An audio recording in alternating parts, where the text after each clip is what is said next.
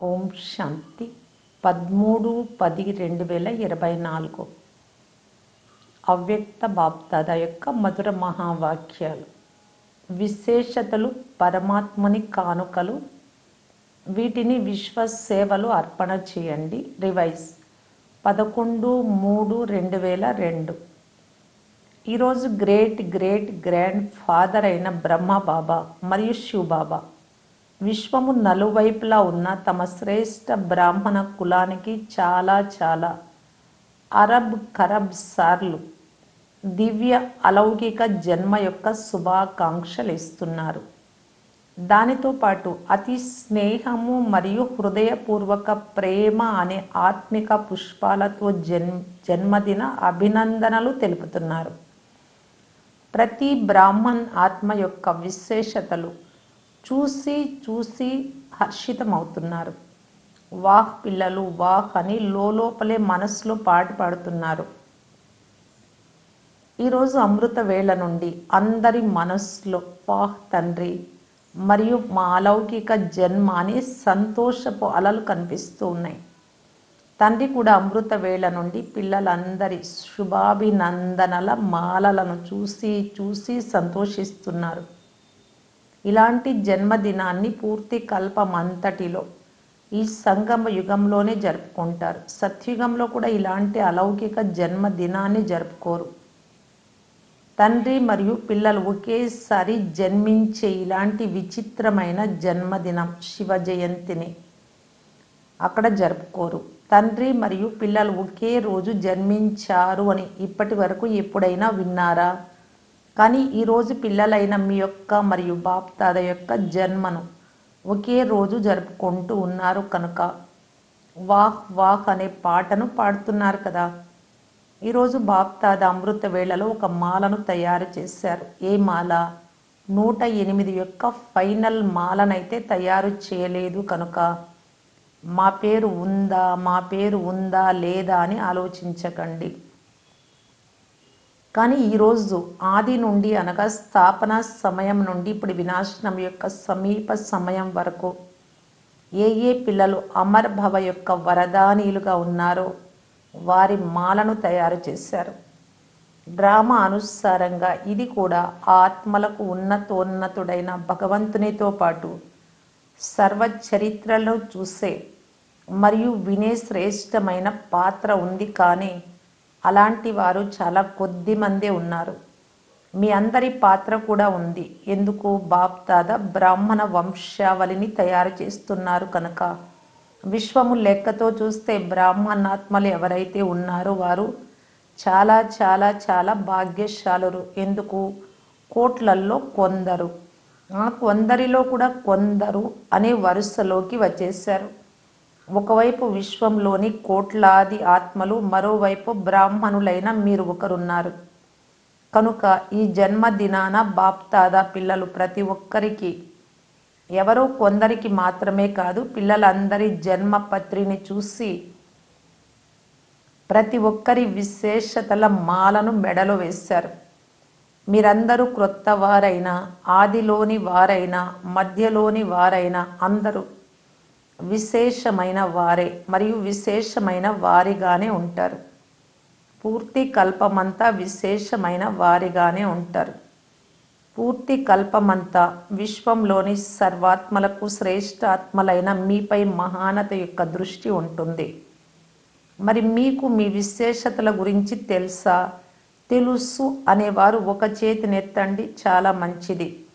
ఆ విశేషతలను ఏం చేస్తున్నారు? తెలుసుకున్నారు మరియు అంగీకరిస్తున్నారు.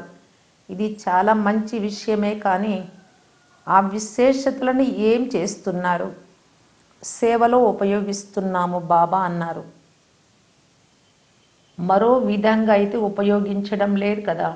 ఈ విశేషతలు పరమాత్మ కానుకలను సదా విశ్వ సేవలో అర్పణ చేయాలి.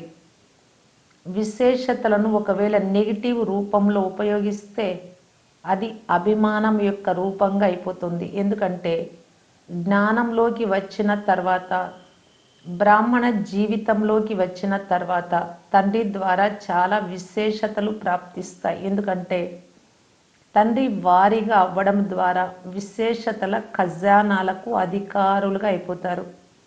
1, 2 విశేషతలు కాదు, చాలా విశేషతలు ఉన్నాయి. స్మృతి చిహ్నంలో కూడా మీ విశేషతలను ఇలా వర్ణిస్తారు. 16 కళా సంపన్నులు. 16 అనేది కేవలం ఒక అంకె కాదు, 16 అనగా సంపూర్ణులు అని అర్థం. సర్వగుణ సంపన్నులు. సంపూర్ణ నిర్వికారతకు చాలా వివరణ ఉంది.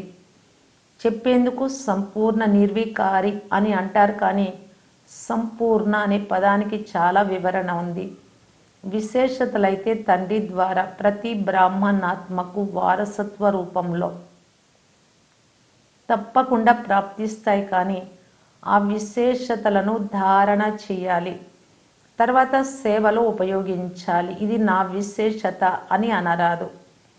పరమాత్మ కానుక అని భావించాలి. పరమాత్మ కానుక అని భావించడం ద్వారా ఆ విశేషతలో పరమాత్మ శక్తులు నిండుతాయి.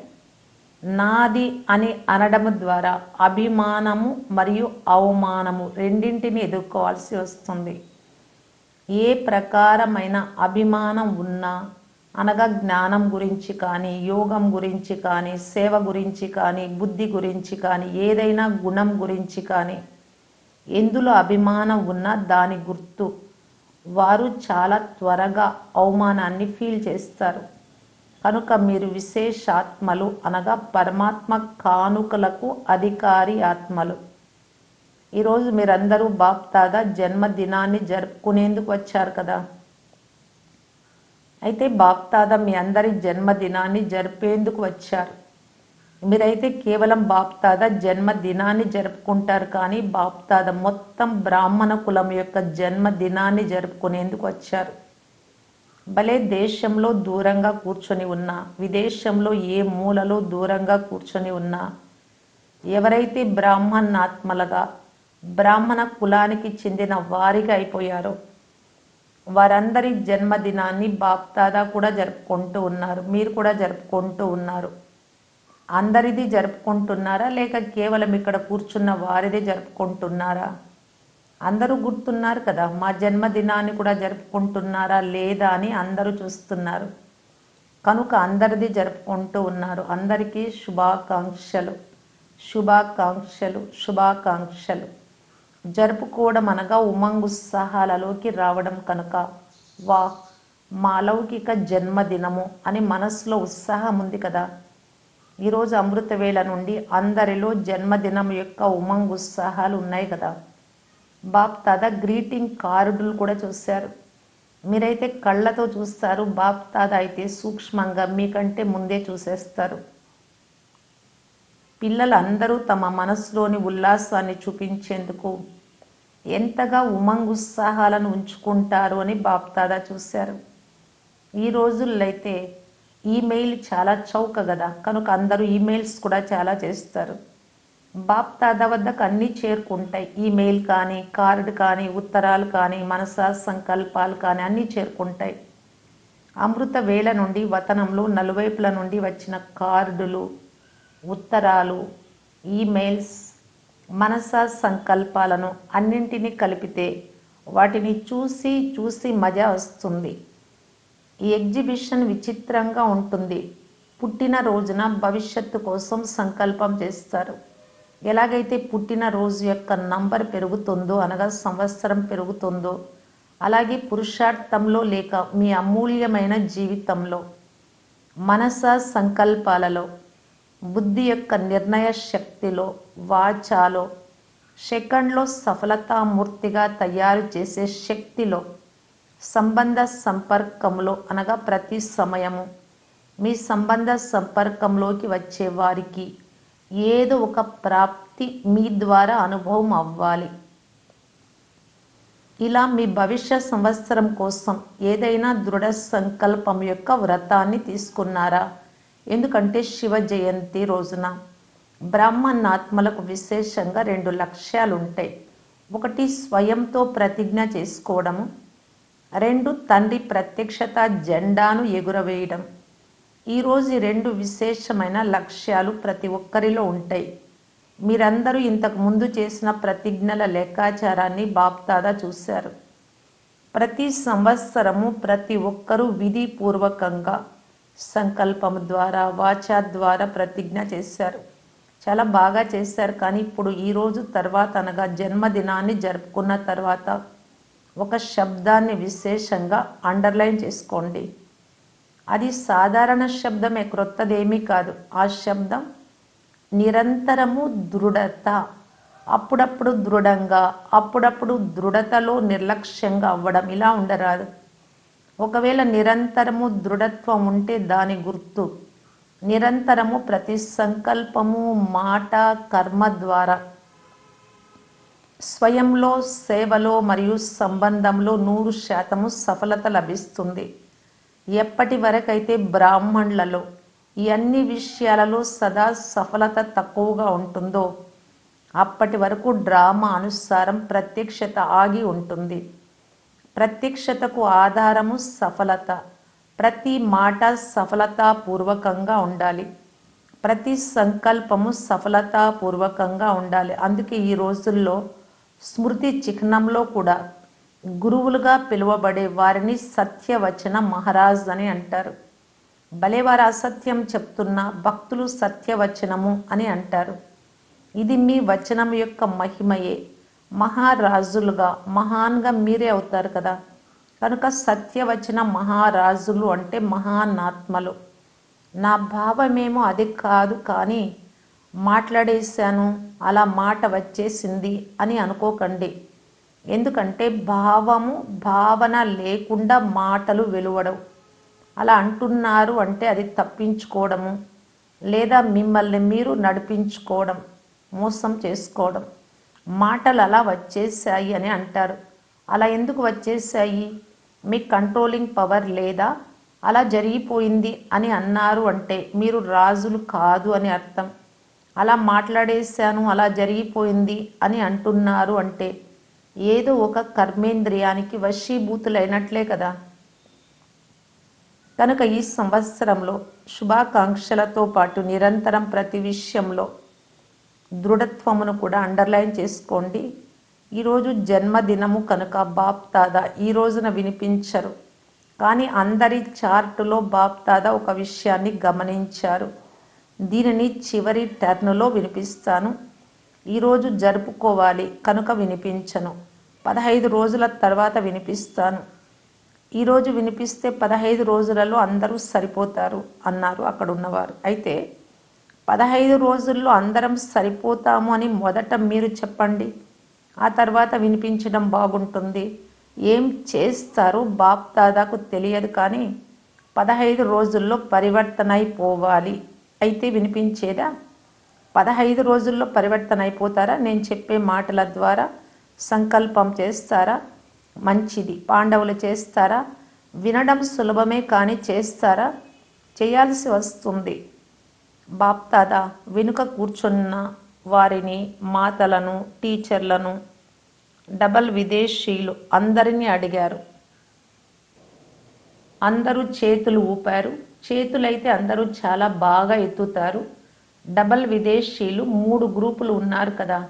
అంతర్ముఖి గ్రూప్ ఒకటి, 2 మస్తానా, 3 శక్తి గ్రూపులు. అంతర్ముఖి గ్రూపు వారు చేతులెత్తండి. అంతర్ముఖి గ్రూపులో కొద్ది మందే ఉన్నారు. రెండవది మస్తానా గ్రూపు. మంచిది. మస్తానా గ్రూపు వారు లేవండి. సదా మస్తీలో ఆనందంగా ఉండేవారు కదా. మస్తానా అంటే అర్థం ఏమిటి? సదా మస్తీలో ఉండేవారు. మూడవది శక్తి గ్రూప్. శక్తి గ్రూపు వారు శక్తిశాలురు కదా. చాలా మంచి పేర్లు ఉంచారు. చూడండి, ప్రారంభంలో మీ బట్టి ఉన్నప్పుడు మీ గ్రూపులకు ఏ పేర్లు ఉండేవి? Divine unity, Manohar party, supreme party. పేర్లు సుందరంగా ఉన్నాయి కదా. ఈ గ్రూపులు కూడా బాగున్నాయి. పేరు గుర్తుంటే పేరుతో పాటు కర్తవ్యం కూడా గుర్తుంటుంది. డబల్ విదేశీ కుమారులు లేవండి. బాప్దాదా డబల్ విదేశీల రిఫ్రెష్మెంట్ గురించి చాలా మంచి సమాచారాన్ని విన్నారు. బాప్దాదా హృదయపూర్వకమైన శుభాకాంక్షలు కూడా ఇస్తున్నారు. అంతేకాక ఈరోజు అన్ని గ్రూపుల వారికి ఏదైతే అండర్లైన్ చేయించారో అది కూడా గుర్తు చేయిస్తూ ఉన్నారు. డబల్ విదేశీ టీచర్లు చాలామంది ఉన్నారు. టీచర్గా అవ్వడం చాలా చాలా శ్రేష్ఠ భాగ్యానికి గుర్తు. ఎందుకంటే బాప్ దాదా టీచర్లను గురుభాయి రూపంలో చూస్తారు. ఇంత సమాన రూపంలో చూస్తారు గురుభాయిగా. ఎందుకంటే మీరు తండ్రి ఆసనంపై కూర్చుంటారు. టీచర్లకు ఈ హక్కు లభిస్తుంది. ఎలాగైతే గురువు యొక్క సింహాసనం ఉంటుందో అలా ఇది మురళి యొక్క సింహాసనం. మురళిని ధారణ చేయించాలి మరియు మురళి వినిపించాలి. కేవలం వినిపించడమే కాక మురళిని మీరు కూడా ధారణ చేస్తూ ధారణ కూడా చేయించాలి. బాప్ దాదా టీచర్లకు ఈ గురు భాయి యొక్క సింహాసనాన్ని ఇచ్చారు. విదేశంలో అయితే చాలా త్వరగా సింహాసన అధికారులుగా అయిపోవడం చూసి బాప్ దాదాకు సంతోషం అవుతుంది. బాధ్యత కిరీటాన్ని ధరించడం, ధైర్యం ఉంచుకోవడం కూడా తక్కువైన విషయమేమీ కాదు. కానీ గురుభాయి అనగా తండ్రి సమానము. వాస్తవానికి అందరూ తండ్రి సమానంగా అవ్వాల్సిందే. కానీ టీచర్లకు విశేషంగా బాధ్యత కిరీటం ఉంది. బాప్ దాదా కూడా టీచర్ల సమూహము చాలా మంచిగా అనిపిస్తుంది. కానీ ఈ రోజుటి విశేషమైన శబ్దం నిరంతరం అటెన్షన్. భారతదేశ టీచర్లు లేవండి. భారతదేశ టీచర్లు కూడా తక్కువైన వారేమీ కాదు. టీచర్లను బాప్ దాదా ఏ దృష్టితో చూస్తారో విన్నారు కదా. క్లాస్లో మురళి వినిపించే ఈ సీటు చాలా భాగ్యశాలి సీటు. మీరు చాలా చాలా చాలా భాగ్యశాలురు. ఎందుకంటే సాకార రూపంలో నిమిత్తులెవరు? దాదీలైతే ఒకరు విదేశంలో ఒకరు మధువనంలో ఉంటారు. కానీ ప్రతి స్థానంలో సాకార రూపంలో నిమిత్త టీచర్లు ఉన్నారా? లేక నిమిత్త పాండవులు కూడా ఉన్నారా? కేవలం టీచర్ అక్కయ్యలే కాదు, పాండవులు కూడా ఉన్నారు. వారిని పెద్ద అన్నయ్యలని అంటారు. పాండవులైతే తప్పకుండా ఉండాల్సిందే. శక్తులు మరియు పాండవులు ఇరువురు తోడుగా ఉండే ఆది నుండి కార్యాన్ని నడిపించారు. అప్పుడు కొద్దిమంది పాండవులే ఉండేవారు. కానీ విశ్వకిషోర్ అయితే ఉండేవాడు కదా. ఆనంద కిషోర్, విశ్వకిషోర్ వీరు ప్రారంభంలోని వారు కనుక పాండవులు తోడుగా ఉన్నారు కదా. కానీ టీచర్లు చాలామంది ఉన్నారు కనుక వారే నిమిత్తంగా అవుతారు. మీరు బ్యాక్ బోన్ వంటి వారు. టీచర్లకు కూడా బ్యాక్ బోన్ అయ్యారు. ప్రతి ఒక్కరికి పాత్ర ఉంది. కానీ విదేశంలో విశేషత ఏమంటే పాండవులు కూడా టీచర్లుగా అవుతారు. భారతదేశంలో తక్కువగా అవుతారు. టీచరు అనగా తమ ఫీచర్స్ రూపురేఖల ద్వారా తండ్రిని సాక్షాత్కారం చేయించేవారు అని. తమ ఫీచర్స్ ద్వారా ఫ్యూచర్ను స్పష్టంగా చూపించేవారు అని బాప్ దాదా సదా చెప్తూ ఉంటారు. మీరు ఇలాంటి టీచర్లే కదా. మిమ్మల్ని చూసి బాప్ దాదా పాలన యొక్క అనుభూతి అవ్వాలి. పరమాత్మ గుణాలు, పరమాత్మ శక్తులు మీ ముఖము ద్వారా కనిపించాలి, మీ మాటల ద్వారా కనిపించాలి. ఫలానా టీచర్ చెప్పారు అని కాక బాప్ దాదా టీచర్ల యొక్క ఫీచర్స్ ద్వారా అనుభవం చేయించారు అని అనుభవం అవ్వాలి. తండ్రితో ప్రతి ఒక్కరి సంబంధాన్ని జోడింప చేయాలి. ఇదే టీచర్ల కర్తవ్యం. ప్రతి ఒక్కరి మనస్సు నుండి ప్రతి సమయం బాబా బాబా బాబా అని రావాలి. ఈ గ్రూపులను కూడా బాగా తయారు చేస్తారు. ఎందుకంటే వ్యక్తిగత రిఫ్రెష్మెంట్ లభించడం ద్వారా మంచి అనుభూతులు చేస్తారు. గ్రూపుల నుండి మంచి రిజల్ట్ వచ్చింది కదా, మంచిది. నలువైపులా జన్మదినోత్సవాన్ని జరుపుకునే శ్రేష్ఠ బ్రాహ్మణాత్మలకు సదా అలౌకిక జన్మ యొక్క అలౌకిక దివ్య కర్తవ్యాన్ని చేసే శ్రేష్ఠాత్మలకు సదా ఒక్క తండ్రి తప్ప మరెవ్వరూ లేరు ఇలాంటి ఏక్నామి మరియు సర్వ ఖజానాల ఎకానమీ పొదుపు యొక్క అవతార పిల్లలకు సదా ప్రతి వరదానము మరియు వారసత్వాన్ని జీవితం ద్వారా ప్రత్యక్షం చేయాలి అనే ఉమంగుత్సాహాలలో ఉండే పిల్లలకు ఈ అలౌకిక జన్మ కోసం బాప్ దాదా యొక్క శుభాకాంక్షలతో కూడిన ప్రియ స్మృతులు మరియు నమస్తే. దాదీలతో దాదీజీ బాప్దాదాకు జన్మదినం యొక్క చాలా చాలా అభినందనలు తెలిపారు. ఈరోజు మాలలో మీరందరూ వచ్చారు, మాలను గుర్తు చేసుకున్నారు కదా. మీరు ఆదిలోని స్థాపన రత్నాలు కనుక మీరు మాలలోని మణులు. స్థాపనకు కూడా నిమిత్తమయ్యారు, పాలనకు కూడా నిమిత్తమయ్యారు. ఇప్పుడు తండ్రి జతలో వెళ్ళేందుకు కూడా నిమిత్తంగా అవుతారు. తలుపును బాప్దాద ఒక్కరే ఏమైనా తెరుస్తారా? లేదు అన్నారు. మీకోసం ఆగి ఉన్నారు, మీరు వస్తే తలుపును తెరుస్తాము, కానీ సేవను పూర్తి చేయాల్సి వస్తుంది కదా. ఎందుకంటే సాకారంలో మిమ్మల్ని నిమిత్తంగా చేశాము కనుక సాకారంలో కార్యం పూర్తి చేయాల్సి వస్తుంది కదా. ఈ రోజుల్లో అందరూ ఎవరిని చూస్తారు? అందరి దృష్టి ఎక్కడికి వెళ్తుంది? పిల్లలైన మీపైకే వెళ్తుంది. నిమిత్తంగా ఉన్న వారిపైకి అందరి దృష్టి వెళ్తుంది. దృష్టిలో అయితే అందరినీ కూర్చోబెట్టుకున్నాం, ఎందుకంటే తండ్రి దృష్టి చిన్నదేమీ కాదు, అనంతమైన దృష్టి కనుక అందరూ దృష్టిలో ఉన్నారు. అందరూ కంటి పాపలు. చాలా మంచిది, ప్రతి ఒక్కరూ తమ తమ పాత్రను అభినయిస్తున్నారు మరియు అభినయించాల్సిందే. డ్రామాలో బంధింపబడి ఉన్నారు, మజా వస్తుంది కదా, చాలా మంచిది. వరదానము: అల్పకాల ఆధారాలనే హద్దు తీరాలను వదిలి, అంటే అల్పకాలికమైనటువంటి ఆధారాలంటే శరీరానికి సంబంధించినటువంటి హద్దు తీరాలు, ఒక్క తండ్రిని ఆధారంగా చేసుకునే యథార్థ పురుషార్థీ భవ. పురుషార్థము అంటే ఒకసారి చేసిన తప్పును మాటి మాటికి చేస్తూ పురుషార్థం అనే పదాన్ని ఆధారంగా చేసుకోవడం కాదు. యథార్థమైన పురుషార్థి అనగా పురుషునిగా అయి రథము ద్వారా కార్యం చేయించేవారు ఆత్మ అయి. ఇప్పుడు అల్పకాల ఆధారాలనే హద్దు తీరాలను వదిలేయండి. చాలామంది పిల్లలు తండ్రికి బదులు హద్దు తీరాలను ఆధారంగా చేసుకుంటారు. తమ స్వభావ సంస్కారాలను, పరిస్థితులను మొదలైన వాటిని ఆధారంగా చేసుకుంటారు. ఈ అల్పకాల ఆధారాలన్నీ కేవలం పైకి కనిపించేవి మాత్రమే. ఇవి మోసం చేస్తాయి. ఒక్క తండ్రి యొక్క ఆధారమే ఛత్రఛాయ. స్లోగన్: ఎవరైతే మాయను దూరం నుండి గుర్తించి స్వయాన్ని సమర్థంగా చేసుకుంటారో వారే నాలెడ్జ్ఫుల్. అవ్యక్త ఇషారా: పాత సంస్కారాన్ని పరివర్తన చేసుకొని సంస్కార మిలనం యొక్క రాస్ చేయటానికి బాప్దాదా తెలియజేస్తూ ఉన్నారు. బాలక్ మరియు మాలిక్ యొక్క గుణం సమాన రూపంలో ఉండాలి. బాలక్ పన్ అనగా నిస్సంకల్పంగా ఉంటూ ఏ ఆజ్ఞ లభిస్తే దాని ప్రకారం నడవటం. మాలిక్ పన్ అనగా మీ అభిప్రాయం ఇవ్వటం. ఎచ్చట బాలక్గా ఉండాలో అచ్చట మాలిక్గా అయినట్టయితే సంస్కారాల ఘర్షణ జరుగుతుంది. అభిప్రాయం చెప్పాలి, మాలిక్గా అయ్యారు, తర్వాత ఫైనల్ అయినప్పుడు బాలక్గా కావాలి. ఓం శాంతి.